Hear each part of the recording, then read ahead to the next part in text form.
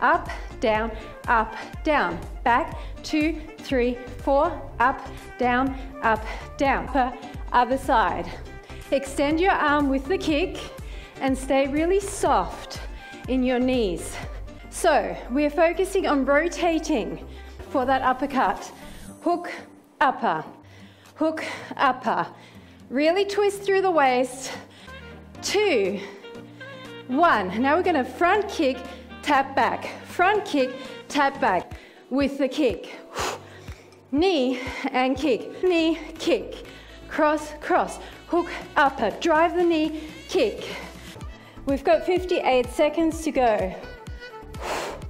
So you're coming up on that one side, on that one bum cheek. Not full extensions on that double punch because they are faster. Cross, stay low, upper, upper, hook.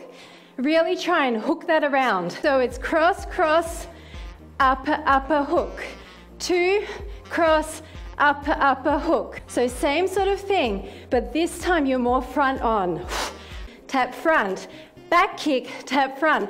I'm gonna extend my tricep on the knee, kick, extend to the back, knee, knee, kick, cross, cross punch, upper, upper hook, knee, knee, kick, cross, cross, cross from your hands to help you up. If you're doing that, keep your weights at the chest like this. I'm just lightly lifting off from my toes. 1, 2, 3, 4. Down, up, down, up, down and down.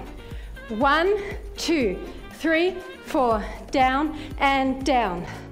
Around. Now just start gently coming into some dynamic towards the mat. That's going to help you to stretch out your calf. And 1, awesome job. Just come down, coming forward, and then stretching out. You should really feel that stretch here.